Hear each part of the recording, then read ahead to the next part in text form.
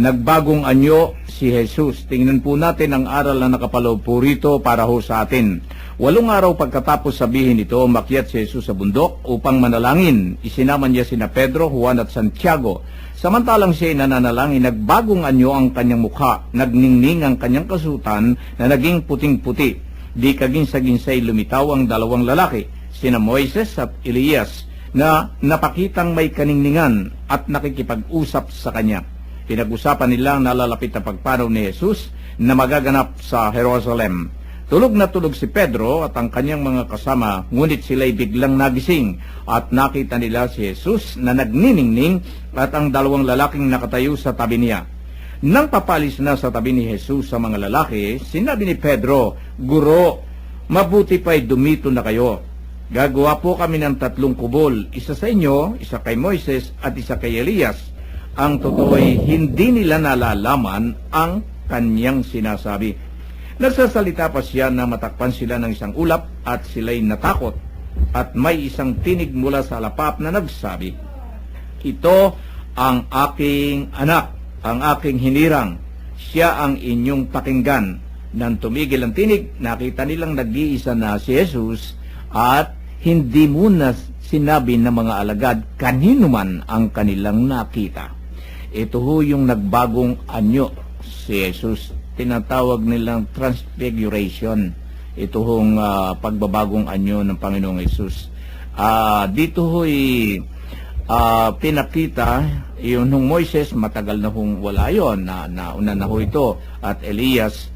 Anong nakikita ninyong dito, Kuya Joe, sa pagbabagong anyong ito ng Panginoong Jesus nung kanyang kapanahunan? Una, mga kapatnubay, nagbago po ang anyo ng Panginoong Hesus nang may kaningningan, tanda po ng kabanalan at walang bakas ng kasalanan.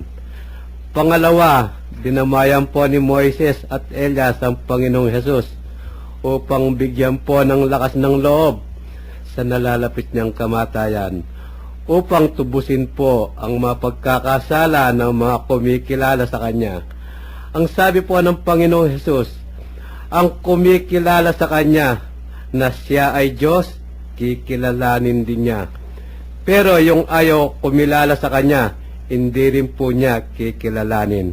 Amen. Yan po ang pananaw ng ating kasama si Kuya Joe tungkol sa pagbabagong anyo ng Panginoong Hesus. Kuya Ben, ano po ang nakikita ninyo na aral na gustong iparating ho dito sa topic na ito, nagbagong anyo si Jesus? Mga minamahal ko mga tagapakinig ng Patnubay, kung masyado po nating susuriin, ano yung kahalagahan nung pagbabagong anyo? Ano yung hatid sa bawat isang mananampalataya yung pagbabagong anyo ng ating Panginoong Hesus? Napatanong tuloy ako sa aking sarili Kailan kaya ako magniningning sa aking kapwa? Kailan kaya nila ako makikitang nagliliwanag? Kailan kaya nila makikita na ako ay maaring tularan sa aking kaningningan? Sapagkat ang hinihiling po dito, o hatid na mensahe sa bawat isang Kristiyano, ay maging maliwanag din tayo sa ating kapwa, yung makita rin sa atin ang kaningningan ng tunay na pananampalataya at pagmamahal sa Diyos. At tunay na pagmamahal sa ating kapwa at pagiging nating totoong tao.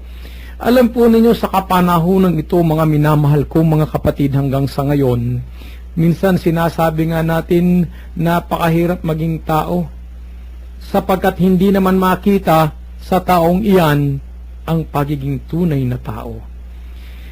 Kung talagang tunay na tao, ay makikita sa iyo ang tunay na kahulugan na ibinigay sa iyo ng Diyos na magikang halimbawa sa iyong kapwa at magningning ka sa kanilang paningin bilang isang tunay na gabay sa ating pananampalataya, sa ating pagtungo sa Diyos.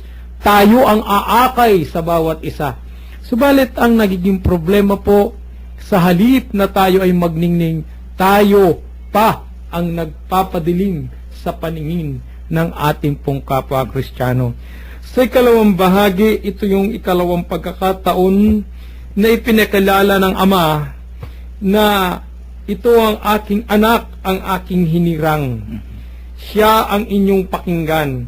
Pero sa kapanahunan ito, Kuya Men, marami pa rin na hindi naniniwala. Gaya nga ng ibinabahagi sa atin ng ating pong galing sa ibang bansa na nag-ikot at nag-pilgrimage.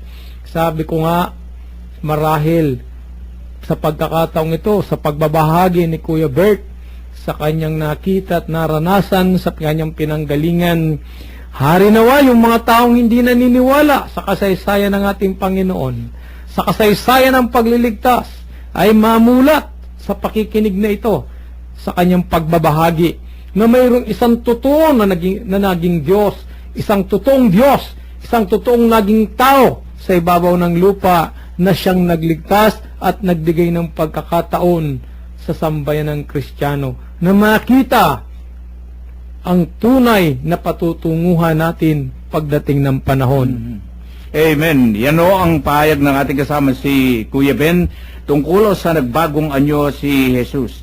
Dito ho'y napansin ko, Kuya Bert, na merong mga witness na ipinagsama ng ating Panginoong Jesus. Dito ho ba sa katulad ho nitong si Pedro, Juan at Santiago, upang sa ganun alam naman natin na you are my witnesses. Pag sinabi ng Panginoon, you are my witnesses. Kaya ang ginawa ng Panginoon, sinama niya rito, upang merong magpatotoo. Ano po ang inyong nakikita rito, Kuya Ben, Kuya Bert? Alam mo, Kuya Min, napakaganda ng tanong mo, no? Una-una, babahagi ko din, dahil pinuntahan namin ang bundok na ito. Amen. Hindi nga lang kami naglakad, kasi napakatarik at napakataas. Nakasakay kami ng sasakyan. Ang napansin ko lang sa bundok na ito, pagdating mo sa taas, nangingilabot ako. Mga estimate ko lang, in-estimate ko kasi, pagdating mo sa taas, yung kapatagan niya ay between 200 to 300 meters. Ang patag niya, no? Kaya yung sinasabi ni Pedro na gagawasin nila ng 3 kubol, isa sa Panginoon, isa kay Moises at saka siya kay Elias. Meron 3 kubol ngayon doon. Isa sa Panginoong Diyos, at isa kay Moises, at isa kay Elias. Pinuntahan namin lahat ng 3 ito. At doon makikita mo ang kabuuan din ng Israel. No? Doon sa nasa tuktukan niya. At doon na nagmisa din kami doon, nagmas yung mga pari namin doon. At doon ko nadama na kaya pala kako, sinabi ni Pedro ito sa Panginoon, dahil pwede kang mamuhay doon sa kapatagan niya. Pero kaya sila tulog na tulog dahil sa pagyakyat pa lang dahil matarik napagod sila bilang tao, no? Kaya natulog sila. Kaya dito sa pangyayaring ito, Kuya Min, nasaksiyan ko pa na nung lumitaw si Elias at saka si Moises, ito'y tanda at nagre-representa sa dalawang ito ang lumang tipan. At ang nagre-representa sa bagong tipan ay ang Panginoong Jesus. Itong dalawang ito ang nagsabi sa mga darating na panahon, at ang dumating na panahon sa bagong tipan ay ginanap ng ating Panginoon. At kung makikita mo rito, Kuya Min, Kuya Ben, Kuya Jo, maraming nagsasabi sa ating mga kapatid, lalo tigit sa ibang mga pananampalataya, na ihintayin pa ng bawat tao ang second coming. Magmula kay Adan hanggang sa katapusan na dadating ang Panginoong Jesus. Dito sa pangyayaring ito, may ilalarawan natin na hindi na kailangan pang dumating muna ang Panginoong Jesus upang mabuhay ang mga naunang tumupad sa kalooban ng Diyos. Kaya nga ito ang pananalig ng mga Katolikong Kristiyanong katulad natin